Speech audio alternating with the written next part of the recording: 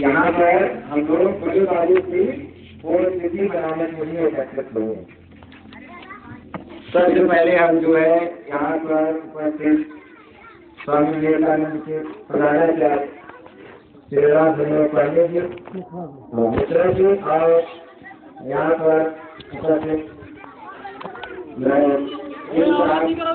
श्री बालदेव जी और डॉक्टर साहब और सीनियर लोग यहाँ पर उपस्थित हैं, हम उनका स्वागत करते हैं और अभिनंदन करते हैं। और यहाँ पर उपस्थित पहले पर विद्यालय पांडे जी का माता जी स्वर्गीय श्रीमती गणपति पांडे जी थे।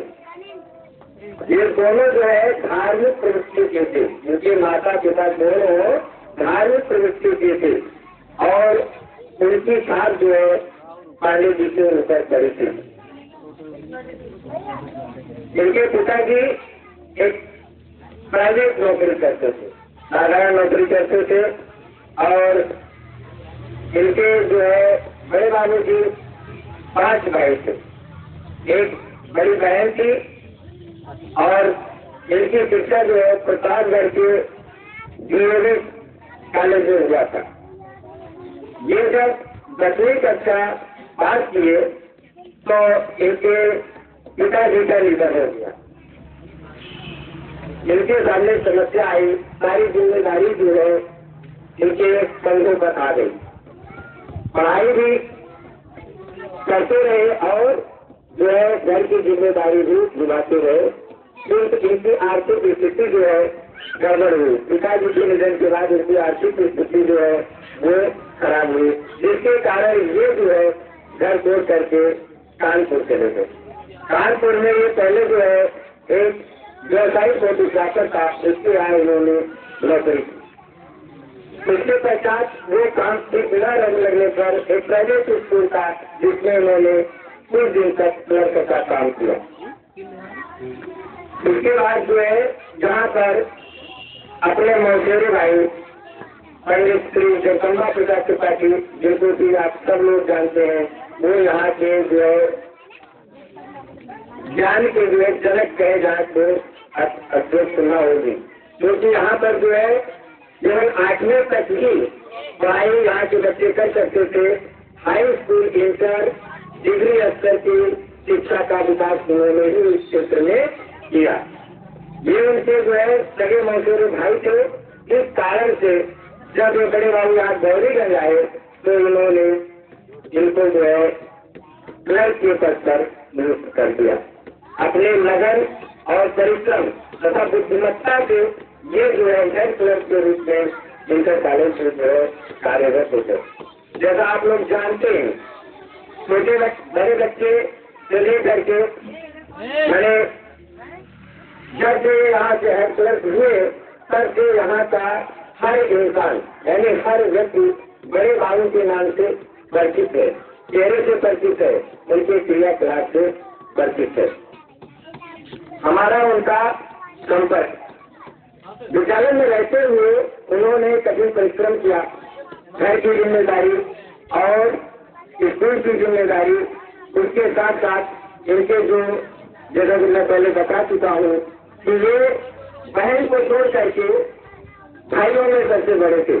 बहन की शादी किया, बस अपने भाइयों को पढ़ाया लिखाया और अब उनके छोटे भाई थे जिनको जो है शिक्षा दीक्षा करा करके और इंजीनियरिंग भी कराया उनको। इस समय वो बंबई में है और इंजीनियर की पद पर जो है कार्यरत है। इस प्रकार से सभी का शादी विवाह जो है कराया, भाइयों का, बहन का, और जो है घर की भी जिम्मेदारी अच्छी तरीके से जो है निभाया। परिश्रम काफी किया इन्होंने। बीच में हमारा इनका संपर्क हुआ। सबसे पहले इन्होंने 1995 में जो विद्यालय खोला मॉडल इंग्लिश स्कूल के नाम से गौरीगंज में। बीच चौक में चला था ये विद्यालय, केवल इनका विद्यालय था और केवल एक विद्यालय और किसी मानटेसरी स्कूल था गौरीगंज पैसा चौराहा, जो पास किसी मानटेसरी स्कूल था। उस समय में शिव मंदिर मणिपुर में पढ़ा रहा था। आते जाते वो मुझको देखते थे। एक दिन जो है ऐसे मुलाकात हुई और उन्होंने कहा, मिश्रा जी आप जो है मेरे विद्यालय में आ जाइए। मुझे भी दूर पड़ता था मणिपुर जाने में, और मैंने उनकी बात मान ली और जो है मैं उनके विद्यालय में आ गया। यहाँ पर ये जमीन जो है जिस विद्यालय में आप लोग बैठे हैं, ये जमीन पहले ही खरीद चुके थे। उनका विचार था कि यहाँ एक विद्यालय डाला जाए।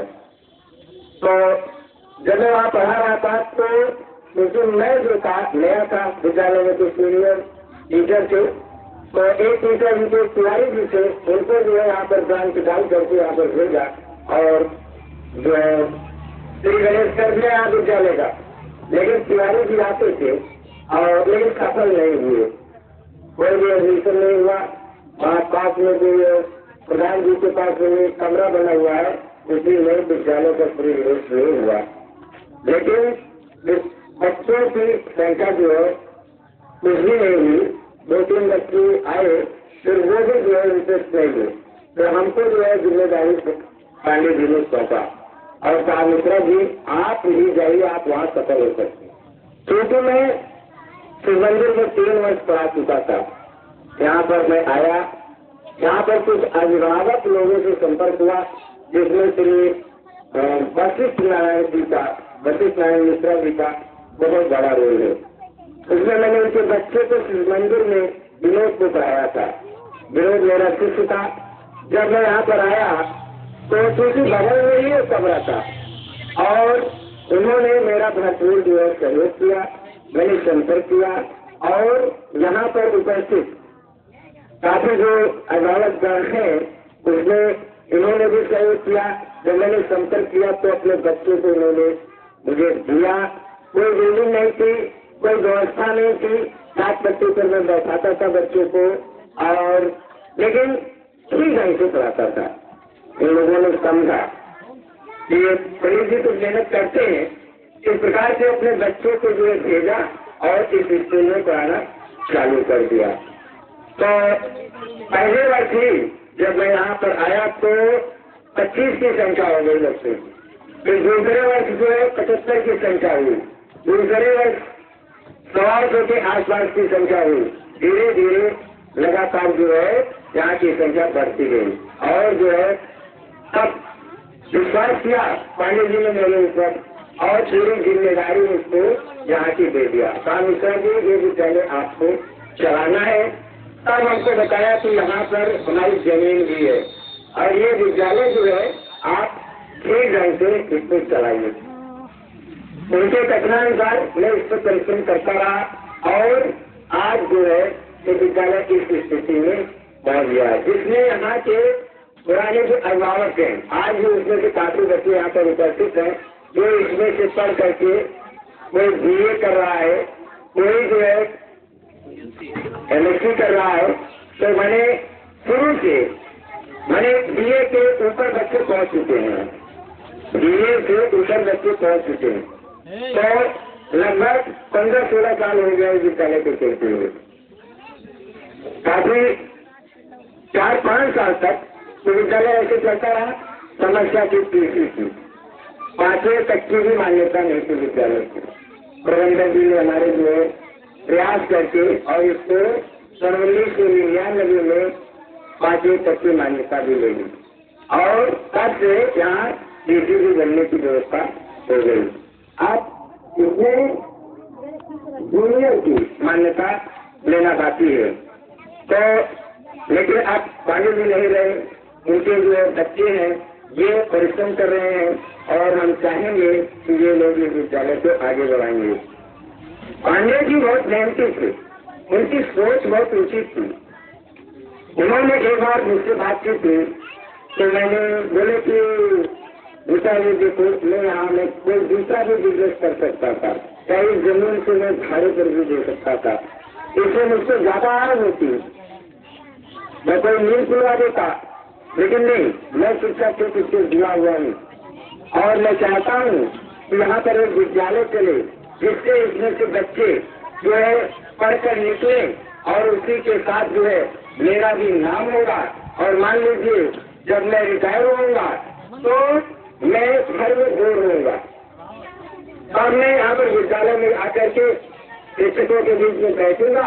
हमारा भी समय जो है वो व्यतीत होगा और बच्चों के बीच में समय व्यतीत होगा, पढ़े लिखे लोगों के बीच में हमारा समय व्यतीत होगा।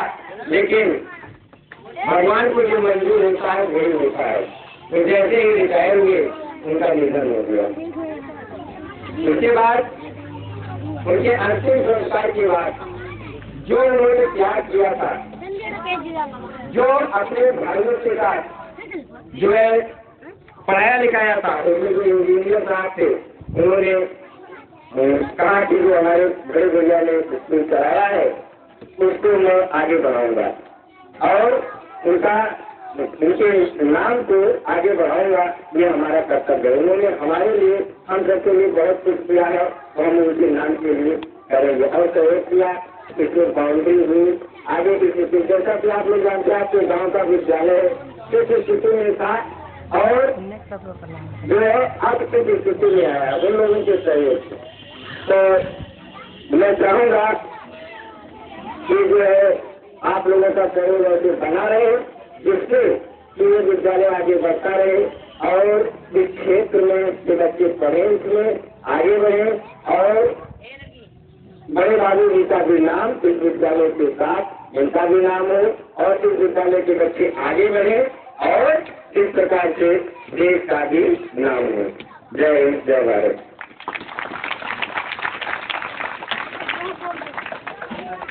प्रस्तुत किया जाएगा।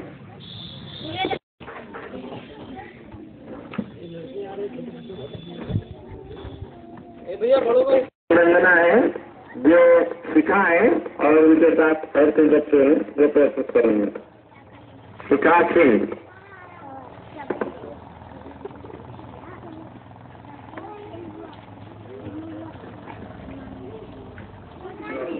पहले प्रत्यक्ष था और परोक्ष कहूँगा। संघर्ष जीवन है और एक जीवन की कहानी कहूँगा। मैं था, मैं हूँ और मैं रहूँगा। मैंने जिस फसल को बोया है उसे समेटे रहूं। जीवन एक चुनौती है, उसे स्वीकारते रहूं। संघर्ष की जीवन है, उस जीवन की कहानी कहूँगा। मैं था, मैं हूँ और मैं रहूँगा। मेरे सोच को जीवित बनाते रहो, तुम बढ़ते रहो, तुम बढ़ाते रहो, तुम सीखते रहो, तुम सिखाते रहो, तुम खुशबू रहो, तुम खुशबू रहो। पर सोचो यही कि मैं दुख में भी धैर्य बनाए रहूंगा।